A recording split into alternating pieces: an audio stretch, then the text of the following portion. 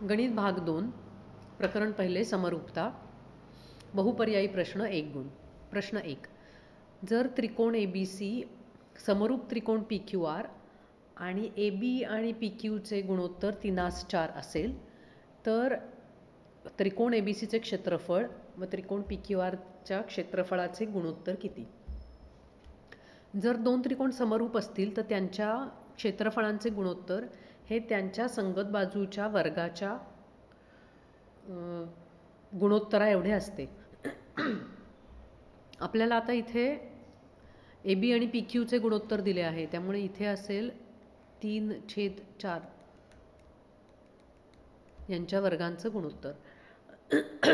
म्हणजेच हे किती येईल? 3चा वर्ग 9, 4चा वर्ग 16। त्यामुळे उत्तर आहे आपले पर्याय B 9/16। खालीलपैकी कोणती कसोटी समरूपतेची नाही? कोकोको समरूपतेची कसोटी आहे, बाकोबा आहे, बाबाबा आहे, बाकोको ही समरूपतेची कसोटी नाही। त्यामुळे बरोबर पर्याय आहे C बाकोको। प्रश्न क्रमांक 3, जर त्रिकोण XYZ समरूप त्रिकोण PQR आणि त्रिकोण XYZचे क्षेत्रफळ 25 चौरस सेंटीमीटर आणि PQRचे क्षेत्रफळ 4 चौरस सेंटीमीटर असेल तर XY आणि PQचे गुणोत्तर किती? यामध्ये आता आपल्याला यांचे त्रिकोणांचं क्षेत्रफळ दिलेलं आहे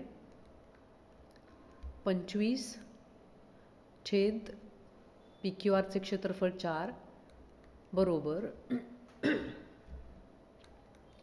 XY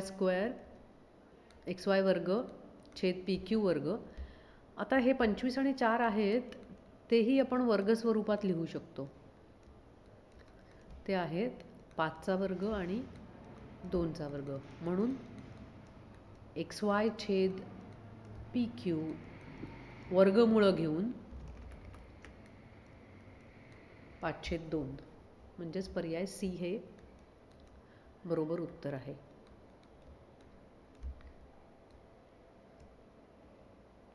दोन समरूप त्रिकोणांच्या क्षेत्रफळाचे गुणोत्तर 9/25 असेल तर त्यांच्या संगत बाजूंचे गुणोत्तर किती? ते त्रिकोण ABC आणि PQR आहेत असे आपण मानूया। त्यांच्या क्षेत्रफळाचे गुणोत्तर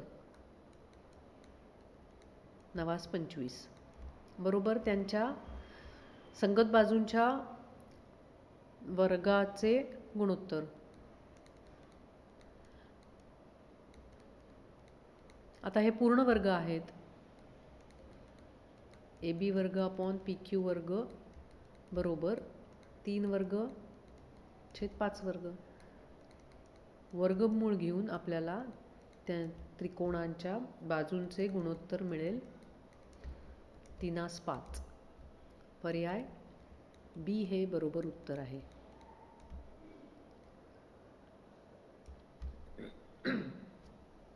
त्रिकोण ABC समरूप त्रिकोण DEF, कोन A 45 अंश, कोन E 35 अंश असल्यास कोन B चे माप किती? दोन त्रिकोण समरूप असतात तेव्हा त्यांच्या संगत बाजू प्रमाणात असतात। आपल्याला इथे कोन विचारले आहेत, त्यामुळे आपल्यासाठी महत्त्वाचं आहे संगत कोन एकरूप असतात। संगत कोन एकरूप म्हणजे कोन A आणि कोन D हे एकरूप असतात, कोन B आणि कोन E एकरूप असतात। आपल्याला B विचारला आहे, तर B आणि E एकरूप असतील। E चे माप आहे 35 अंश, त्यामुळे B चे मापही 35 अंश असेल। सो बरोबर उत्तर आहे 35 अंश। आकृतीमध्ये रेख DE समांतर रेख BC, पुढीलपैकी सत्य विधान कोणते? जेव्हा एखाद्या त्रिकोणामध्ये एक रेख एका बाजूला समांतर असते तेव्हा ती रेख म्हणजेच ह्या त्रिकोणामध्ये DE ही उरलेल्या दोन बाजूंचे म्हणजे AB आणि ACचे जे विभाजन करते त्यांचे गुणोत्तर सारखे असते. याला म्हणतात प्रमाणाचे मूलभूत प्रमेय. मग इथे आपलं काय बरोबर यायला पाहिजे, हे समांतर आहे म्हणून AD छेद DB बरोबर AE छेद EC. हा पर्याय कुठे आहे आपण बघूया. पर्याय D. त्यामुळे पर्याय D हे बरोबर उत्तर आहे. त्रिकोण XYZ समरूप त्रिकोण PQR तर XY छेद PQ बरोबर YZ छेद QR बरोबर तिसरे गुणोत्तर आपल्याला काढायचे आहे. दोन त्रिकोण समरूप असतात तेव्हा त्यांच्या संगत बाजू प्रमाणात असतात.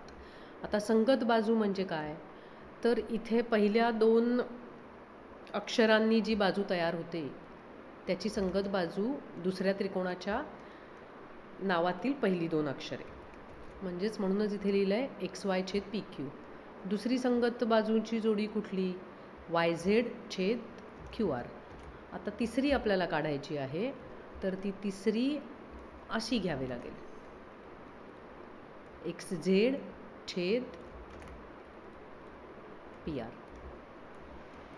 हा पर्याय पहिलाच आहे, त्यामुळे पर्याय A हे बरोबर उत्तर आहे. हे आपण आधी प्रश्न सोडवला तसंच आहे. दोन त्रिकोण समरूप आहेत, ABC आणि LMN समरूप असतील तेव्हा त्यांचे संगत कोन एकरूप असतात. A चा संगत कोन L आहे. A चं माप 60 अंश दिलेलं आहे, त्यामुळे L चं मापही 60 अंश आहे. त्यामुळे आपलं उत्तर आहे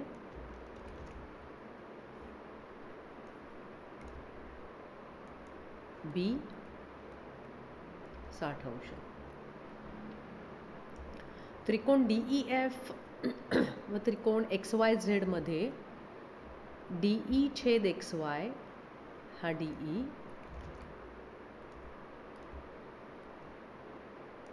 छेद XY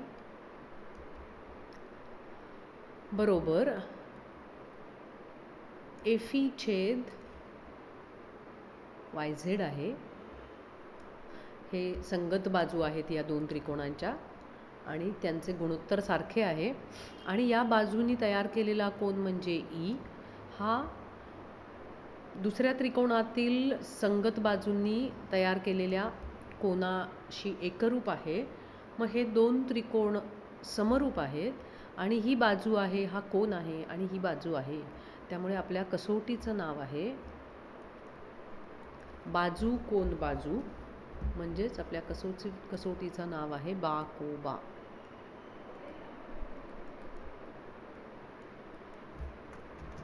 पर्याय B बाकोबा. प्रश्न क्रमांक 10. आकृतीमध्ये BD 8 आहे आणि BC ची लांबी 12 आहे. हे एकरेषीय बिंदू आहेत. क्षेत्रफळ त्रिकोण ABC चे क्षेत्रफळ आणि त्रिकोण ABD चे क्षेत्रफळ यांचे आपल्याला गुणोत्तर काढायचे आहे. आता हे दोन त्रिकोण जे आहेत, हा एक त्रिकोण आहे ABD आणि दुसरा आहे तो पूर्ण ABC. या दोन त्रिकोणांमध्ये त्यांचा A हा शिरोबिंदू सामायिक आहे. त्याच्यामुळे इथून काढलेला लंब ही दोन्ही त्रिकोणाची उंची आहे. म्हणजेच हे दोन त्रिकोण समान उंची असलेले आहेत. मग समान उंची असलेल्या त्रिकोणांचे क्षेत्रफळ त्यांच्या संगत पायांच्या प्रमाणात असते. म्हणजेच या दोन त्रिकोणांचं क्षेत्रफळ ABC चा पाया आहे 12 आणि ABD चा पाया आहे 8 आता हे उत्तर आपल्या पर्यायामध्ये दिसत नाही आहे, कारण याला हे दोन्हीही संख्या 4च्या पाढ्यामध्ये येतात. त्याला 4ने भागून उत्तरं दिलेली आहेत. 4 त्रिक 12, 4 दुणे 8. त्यामुळे आपलं जे उत्तर आहे ते बी.